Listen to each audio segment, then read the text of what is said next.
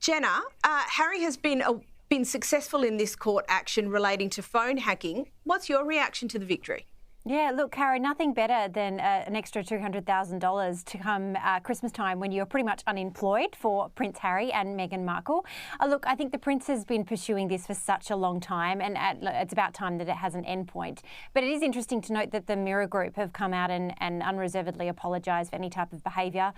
We must note that former Mirror editor Piers Morgan, whose very own Sky News host, has come out and given his own statement, given that he was not even allowed to speak to Mirror lawyers or talk to the court case when it was occurring. He said that he has no recollection of this sort of happening under his tenure. So I think it's interesting, but I think this is just more fuel for Harry's fire when it comes to pursuing all things about the horrible media in the UK. And Angela, these findings relate to activities from 20 years ago, but we know this isn't the first time these sorts of claims have been made.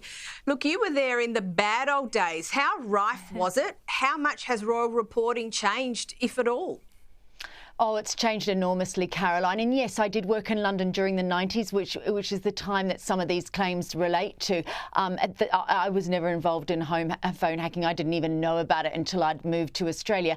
But there were dastardly tactics being used within British newspapers to get stories. You have to imagine it's an incredibly competitive newspaper environment, 12 daily newspapers, a huge number of weekend newspapers as well. So that competition would drive that need for stories. Now, of course, we knew through the Leveson inquiry the extent to which phone hacking was taking place. But what's interesting, I think, about this case, as you asked, make the point, how has it changed? Royal reporting has changed enormously. In the wake of Princess Diana's death, the old Press Complaints Commission was replaced by the new organisation, which editors signed up to.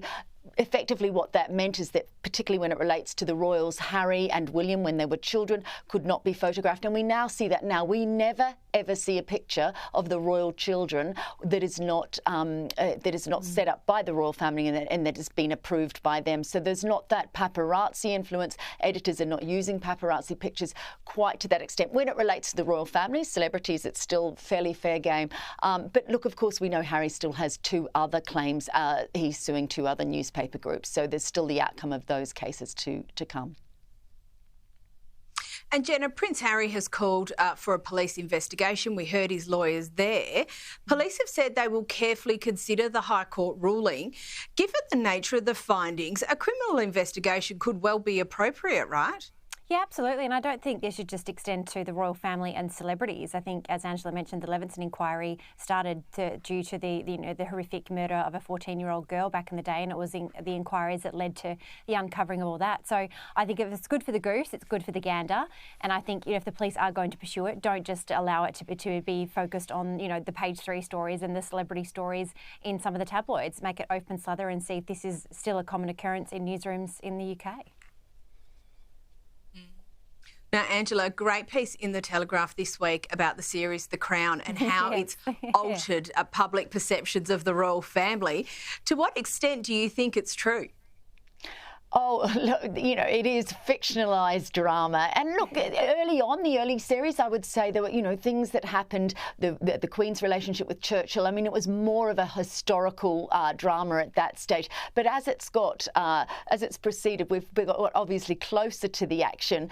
And there's a lot of things that were just fantasy in it. I mean, the notion that Prince Philip was somehow responsible for the death of his sister, the idea that Prince Charles, for instance, sat down with the British Prime Minister John Major and made a play for them to elbow out the Queen and for him to take over. Completely erroneous, and people involved in that at that time have come out and said so. But I think what's really interesting is I have daughters who are aged 20 and 23. They're not interested in the royal family, but because of this show, they now feel that they have an understanding of the royal family and that they actually know this family. Whether that's going to play in the royal family's favour in decades to come, who knows? But there's now a familiarity with some of these characters, which I think is really interesting. And Jenna, I'd like your thoughts on this and also the likely impact of those changed perceptions, like Angela said, being based on a show that isn't exactly a documentary. We've got a scene here of where the Queen apparently dreams of Tony Blair becoming king. Take a look at this. Many had been unable to imagine life without Elizabeth II. But after almost 50 years on the throne, it's out with Queen Elizabeth and in with King Tony. New Britain has a new royal family, the Labour Party. Jenna, your thoughts? Look, I absolutely love this. I love the fact that some of the writers have decided, look, because we're sick and tired of the royal family being coy about how much they actually like this series, but are slamming it in public, we're going to throw a real cat amongst the pigeons. I think it is actually probably also endemic of our times that we live in, where we take little pieces of the truth and blow them out to be absolute fantasy, and people sort of believe that is true. But King Tony, it sounds like a hybrid of The Sopranos meets The Crown. I love it. Excellent. Angela, still on The Crown and Tony Blair, parts of the story talk about how Tony Blair tried to modernise the monarchy. Did he do that? And if so, how successful was he? Such an interesting question. But firstly, Jenna, I hate that scene. I absolutely loathe it. It's totally jumped the shark for me. Yeah. But to your question, Caroline, yes, he did modernise it. And I was in Britain in 1997. I have never witnessed a general election like it. And I've lived in New Zealand and Australia and the UK and witnessed, a series of elections. Tony Blair coming into power in Britain in 1997 to that song, Things Will Only Get Better. Yeah. It brought about Cool Britannia. That was the sort of axis of power between this young, youthful, sort of strident government, and that was very much at odds with the way that the aristocracy and the establishment worked. So there was this huge conflict already at play between monarchy and this modern new government. Then, of course, Diana died later that year, and Tony Blair and his right-hand man, Alistair Campbell, who was a former journalist, very much instructed the Queen, and gently, of course, because she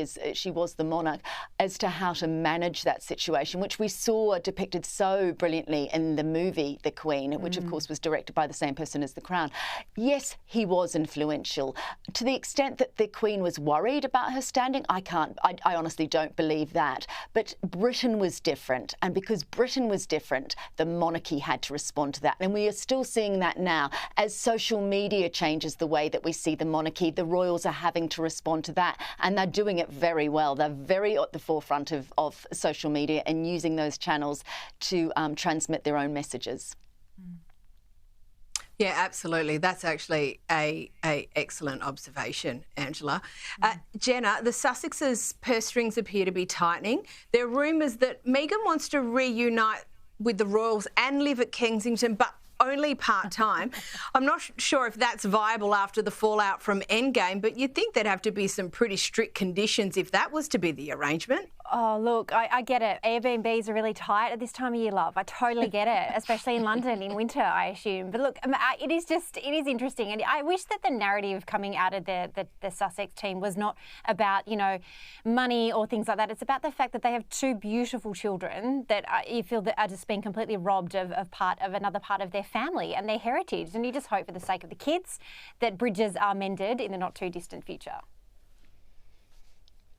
And Jenna, staying with you, I've got about a minute left. Camilla is launching her own podcast. How good is this? I will be counting down the days. Now, Camilla, as we know, is an avid bookworm. We saw it through the pandemic. She regularly put out reading lists of which she was getting into. And I love this. I think she's got the most beautiful, really husky voice. And I love looking forward to that being in my ears. But I'm looking forward to what the Queen Consort is reading, and some of her famous friends like Dame Judi Dench and whoever else are joining her for book club. It's going to be great. Tune in. Angela, I've got about 30 seconds. Have you got any insights on that?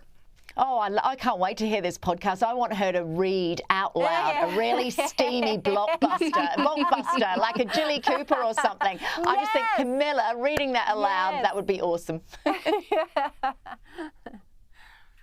Look, she played the long game and she won, and it seems like there is absolutely no end to her talents. Ladies, thank you so much for your insights tonight. I really enjoyed that. We'll see you both again shortly.